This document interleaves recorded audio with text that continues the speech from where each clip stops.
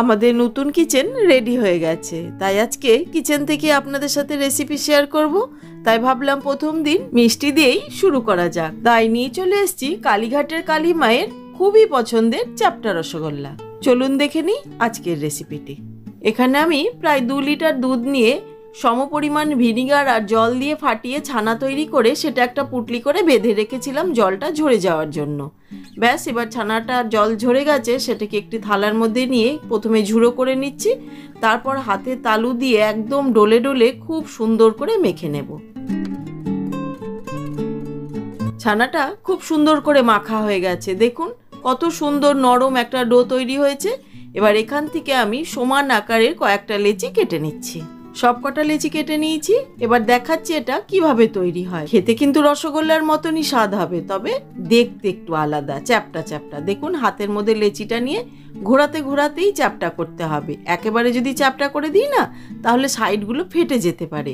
দেখুন আমি দেখিয়ে দিচ্ছি, এইভাবে ঘোরাতে যাব আর একটুখানি করে চ্যাপ্টা করতে যাব। ব্যাস, তাহলেই কিন্তু এই দেখুন কত সুন্দর রেডি হয়ে গেল। এই মিষ্টিটাকে ক্ষীরমোহনও বলে, তবে এটা উড়িষ্যার ক্ষীরমোহন নয়, কিন্তু খেতে একদমই আলাদা।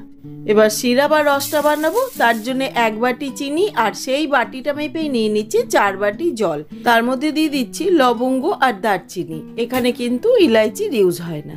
এবার শিরা বা রসটা খুব ভালো মতন ফুটে উঠেছে, দেখুন। এবার যখন এটা টকবক করে ফুটবে, সেই সময় তৈরি করে রাখা রসগোল্লাগুলো এর মধ্যে একে একে দিয়ে দিচ্ছি। এটা অলওয়েজ কিন্তু হাই ফ্লেমেই রাখতে হবে, এটাকে লো করা যাবে না, তাহলে রসগোল্লা ফেটে যেতে পারে। এইভাবে 20-22 মিনিট ফুটিয়ে নিলেই কিন্তু রসগোল্লা তৈরি হয়ে যাবে। দেখুন কত সফট, কত নরম হয়েছে। তবে এটা ওভারনাইট রেখে দেবেন বা কিছুক্ষণ রেখে দেবেন। যেহেতু আমি আপনাদের দেখাবো, তাই আমি এখনই সার্ভ করে দিচ্ছি। এই চ্যাপ্টা রসগোল্লা কালীঘাটের কালীমাকে শয়নের সময় ভোগে অর্পণ করা হয়, আর এই মিষ্টি আসে হারান মাঝির মিষ্টির দোকান থেকে। তাহলে এই পুজোতেই একদিন বাড়িতে বানিয়ে ফেলুন কালীঘাটের বিখ্যাত এই চ্যাপ্টা রসগোল্লা।